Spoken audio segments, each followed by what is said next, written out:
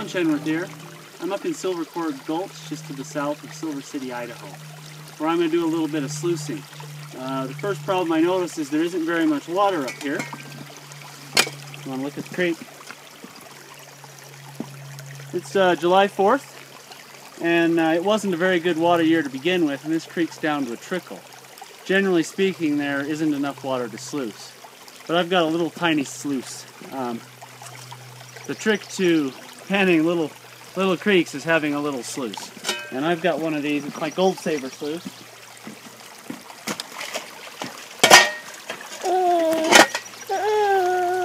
So here's my Gold Saber sluice. If you don't have much water, if you don't have enough to give you volume to push material through, you just got to make the sluice a little bit steeper. In this case, I've got it set on about a 3-inch drop. More would be better, and I might adjust it later, but for now this is working. I'm actually using my own tailings to build up alongside each side to dam the river and channel it through the sluice.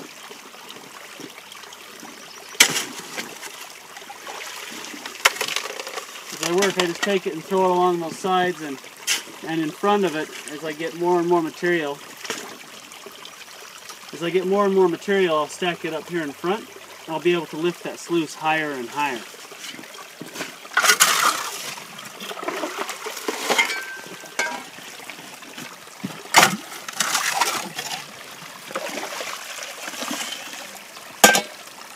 In a case like this, as I fill my sluice, it actually dams the water off and raises that water level just a little bit.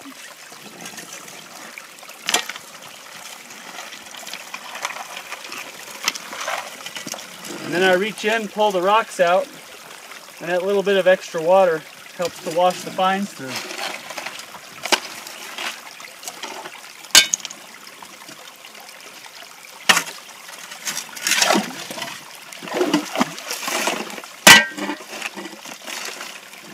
I picked this spot because it's on shallow bedrock. That's bedrock right there. There's about 1.5 feet, 2 feet of material above there. I generally look for areas with shallow bedrock, but where there is a flat enough gradient that material stacks up, because that's where your gold will settle. If you don't have any soil, you're probably not dropping any gold either.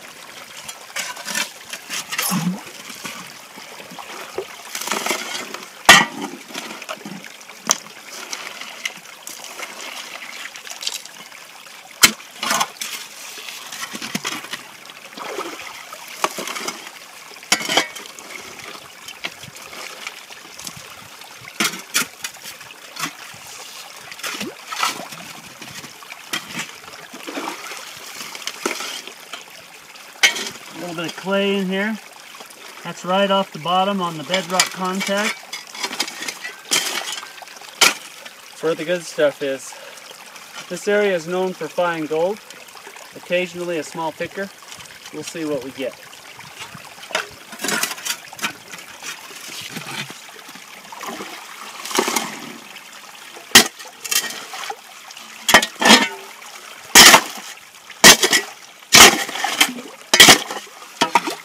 Alright, I'm going to knock these walls down. I'll step in and pull out all the big rocks, and I can just shovel up the sand and shovel it through and wash it all at once.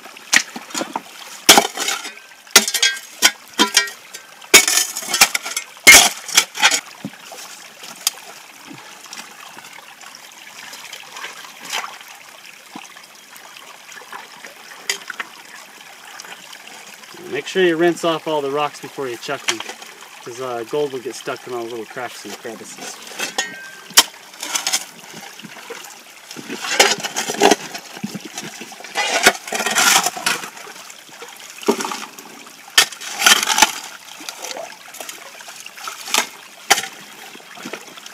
Alright, I'll stack it up deep with material.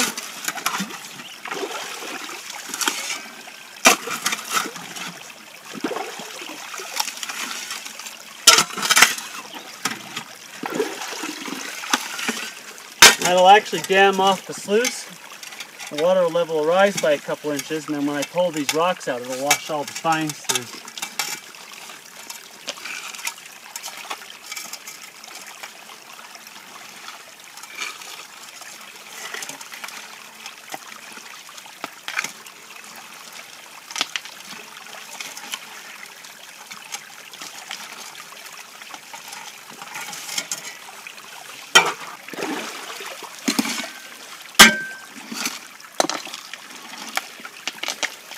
Well, this isn't ideal sluicing. We should have probably half again more water at least. Double would be even better. But it's a lot faster than panning would be, and a lot easier.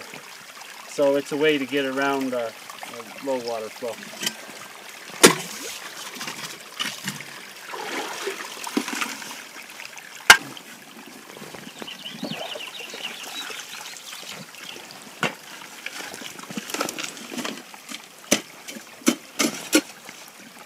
We're just cleaning out the hole. We've moved another 2-3 feet upstream, and I'm just scraping the bedrock with last of the mud and clay right now, and we'll clean up and see what we're getting.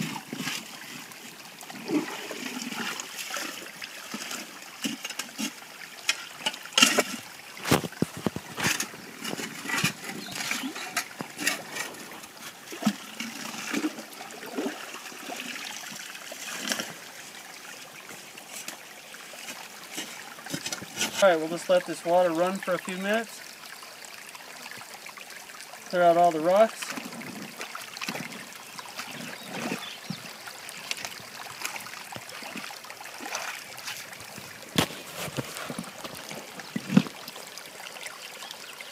Well, that went pretty quick. It's clean. Most of the rocks and sand washed through. We'll go through and clean it up.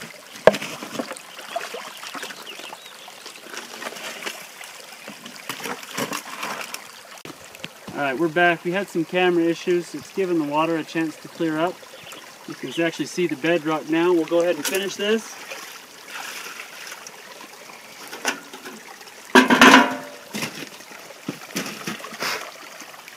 We'll rinse out the carpet, see if we got any gold.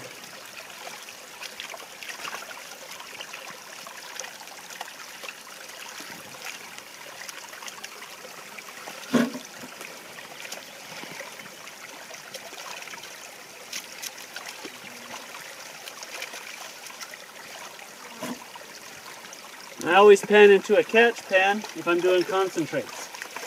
Always. Because you will lose some gold. And I pan it down pretty quick.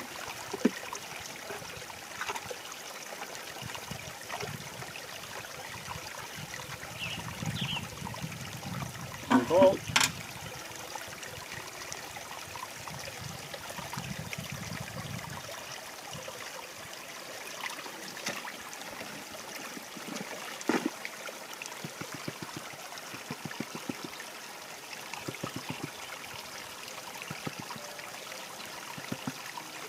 There it is.